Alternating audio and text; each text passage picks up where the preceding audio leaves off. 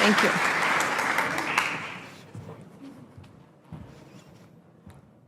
Hi, everyone.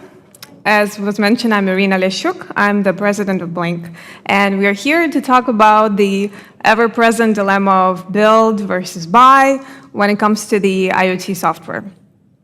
We're going to talk about the pros and cons of the low-code solutions. We will try to answer the question whether low-code can really deliver on the promise and needs for enterprises. And we will touch on things like, oh, my needs are unique, and one size does not fit all, and low-code is just templates. We'll get into all of that and try to unpack it. But before we do that, I will ask you two questions. If you're a business pondering over build versus buy, ask yourself, can you really afford to delay the launch of your IoT solution by a year or two, sometimes 3, all the while your competitors are launching, gaining traction, gaining customers? And if to the first question your answer was yes, and you decided to build in-house, then you should ask yourself, is this solution that you have built has become that ROI generator that you have hoped for, or is it more like a time sucker and resource sucker for your product team? These two are pretty real concerns that companies are facing when they are launching, making this decision. And you probably guessed it, I have quite strong arguments in favor of the buy approach that I will share with you today. However, it doesn't mean that this is a light decision and the one that should be made lightly and not considered carefully by every single company out there. Just last week, I was in South Florida meeting one of the largest construction companies in the US. We were talking about their IoT journey. So they were telling me that they started in 2019 when more and more field managers from the construction sites were asking to implement sensors. They needed air quality sensors. They need to monitor noise for regulations. Some of them need leak detection. So the requests were coming in, and it was clear they need a solution. So they did a quick scan of the technology market and decided to build in-house. After all, they are a large company, they have resources, and besides, how hard can it be to just implement a bunch of sensors, connect them to the cloud, and put some dashboards out there to use the data? Fast forward to 2024. They do have a solution, it's functional. The sensors are sending data. However, the adoption of that solution is still very low. They shared that maybe only about 5% of the sites have the sensors installed. The team that manages the solution is still caught up in a lot of manual processes. They told me that just to install a new type of sensor for them is breaking their workflows. You guessed it, was not built for scale. And I'm not even talking about things like they've been wanting to do for years, but they're stuck on the pile of lists of tasks of our IT team, things like safety cameras and more like exploratory projects that we've been wanting to implement. That all has to wait. So 5 years later, in their own words, they feel like they're still in the POC stage, and now they need a real solution. And that's the time when they started considering a low-code platform. So the versions of this slide are out there. I'm sure you've seen this stuff before, variation of it, but let's kind of give our take on it. So on the one hand, in the build route, in the custom development route, you have a very real benefit of control. So you control the full architecture. You own the source code. You control the security, which can be good or bad, depending how much resources you have. You do not rely on a third-party vendor. On the other hand, with the buy route, there is a clear and often decisive factor of the time to market. Because in our world, technology is changing fast, markets are changing fast, and inaction costs companies a lot of money, actually.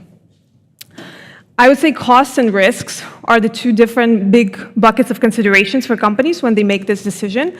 And in terms of costs, we often hear that companies prefer to some companies prefer to invest more upfront, but then kind of avoid those recurring platform fees, licensing fees later on from IoT platforms.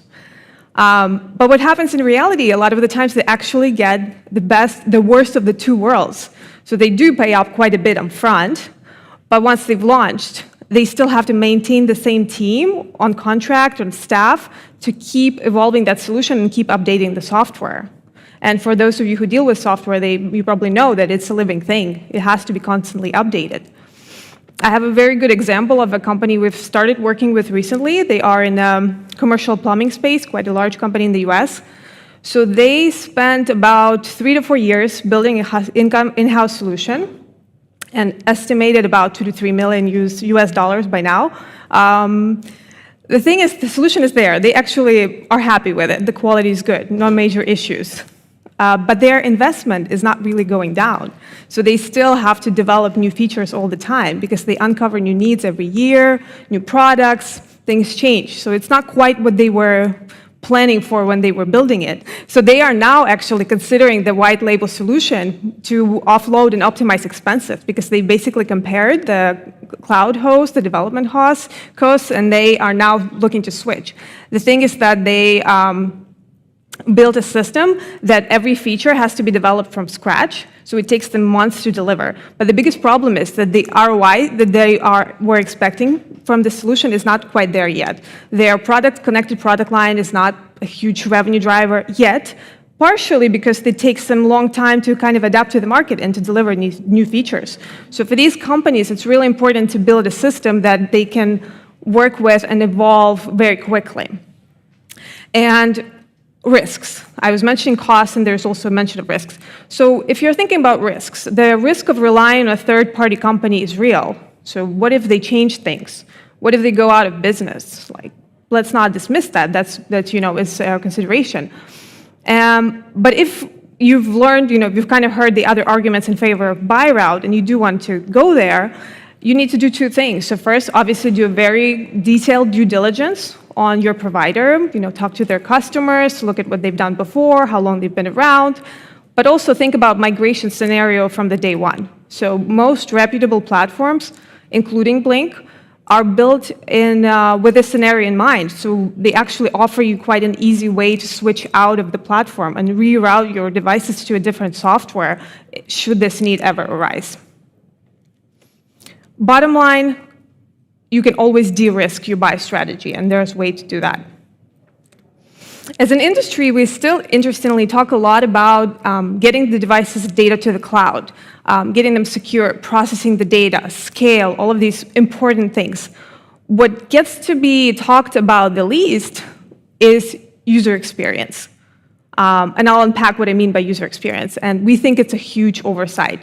So whether you spend $50,000 or $5 million on your IoT solution, if the user adoption is not there, either by your staff or by your customers, that whole investment essentially goes down the drain.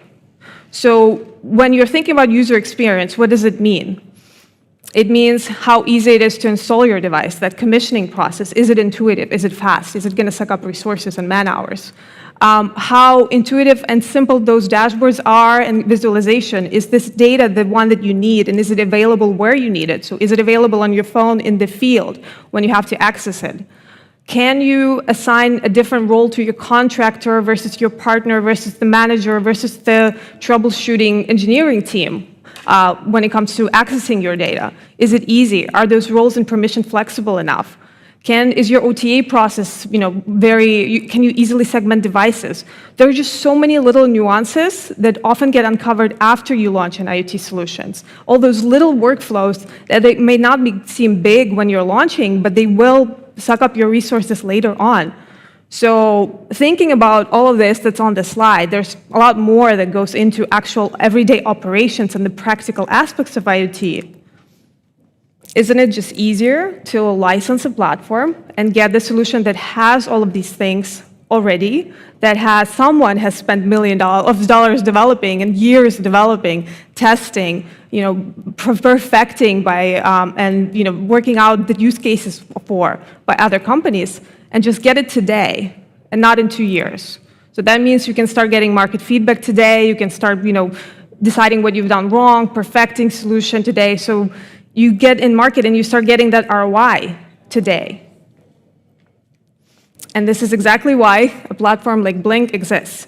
So for us, we have not only made our mission to create that full suite of software, that end-to-end suite of software that the companies typically need, and they sometimes don't even know what they need until they get there. But we also made that user experience our top priority. In fact, Blynk was started about 10 years ago by a user experience expert. Pablo is here today if you ever want to chat with him. But we really put a lot of thinking through the day-to-day, like how is that software going to be used? Blynk is a bit of a newer name in the LoRaWAN world specifically. We've been working with other connectivity methods for a long time. So I'll unpack a little bit what we actually do and what the platform offers. So we are a hardware-agnostic platform, so we can give you a set of tools and APIs, embedded tools to connect your devices very easily. So that integration is not even a question. For those who work with the Think Stack, we've just announced an integration last week. So the devices that work with the Think Stack can easily connect to Blynk already. So once the device is connected, we take care of the full cloud infrastructure for our customers. During the prototyping stage, you can connect to our public cloud, which is free and easy. When it scales up, like with very minimal charges, you can start playing with it. If you're ready to go launch in full scale, we can run a private cloud infrastructure for you. What this means, the company doesn't have to worry about the DevOps and everything that is connected to the cloud. We offer a very comprehensive, feature-rich web console that includes kind of every single device management, fleet management use cases that we've come across over 10 years of working with IoT customers. It gives you the ability to configure your devices, to manage your data, to manage your devices, users, organizations, create hierarchies. There's just so much packed into it, and you can only choose what you need. It's low code, you can configure dashboards without any coding, and it's essentially you can have multiple views for different types of teams, so it's extremely flexible. And the last, but probably most famous product of Blynk is our mobile app builder. We pioneered it in 2014, just kind of no-code way of creating mobile apps that actually look custom. And it also packs a ton of IoT workflow into it, from device activation to notifications, alerts, scheduling, automations, and things like even marketing tools for those of you who want to upsell your customers on different solutions. And all of these things are fully integrated into one software suite that is optimized for the best user experience. Let's get back to the point of my needs are unique. I don't know if this is going to fit me. So you shouldn't be thinking about a low-code platform like Blynk as just a bunch of templates that may or may not fit your needs. Think of it more like a Lego. So we've developed a bunch of components, IoT widgets, IoT components that fit different use cases, and you can construct from there. So while the core, the foundation is the same, it's the same system that's been battle tested by thousands of companies, your results are going to be very different. The solutions we see built on the platform vary from agriculture to smart home to construction to scooter rentals, and every single solution looks very different. We're actually not the only ones that think that low-code is where everything is heading. So Gartner believes that by 2026, over 80% of IT projects will be built on low-code solutions. It's not just IoT stat, it's wider, but IoT is very much part of it. So if we go back to the questions we started with and ask, can low-code these days, where it is today, deliver on the promise of IoT, of enterprise needs? Our answer is resounding yes. We have about over 5,000 companies that believe that too. They've been building on the platform. Over 1 million developers are signed up on the platform as of today. And some of the big names you see on the screen, they're all our customers and kind of have put trust in low-code and in Blynk. I actually wanted to leave you with one closing thought before we talk about how to explore Blynk. If a company needs an e-commerce site today, they don't think about building it. They go to Shopify. They use something that's out there. If a company needs a payment solution, they don't think about building it. They use PayPal, Stripe, a variety of other tools out there. Why? Because it's not their core differentiation. So, IoT is complex. It has to be done right. It has to be done by experts. But if selling IoT software is not your core business, then you might be better off spending your core product resources on the things you are actually valued for as a business. So if this conversation has sparked your interest in exploring low-code and you'd like to learn more about Blynk, there are a couple of ways. You can see a demo of our software with one of our partners' hardware, see at the Seed booth. It's just right outside of the theater. You can scan the QR code and see kind of a bit more information. We've also prepared a unique promo code for the attendees of the conference if you want to try more premium features. And you can just come talk to us, the team. The four of us are here today. We'd love to have a conversation. We'd love to hear why you don't believe what I've said. So absolutely, please come to us. We'd love to have to learn more from you guys what you think on the topic. With that, I thank you and wishing you a great day too.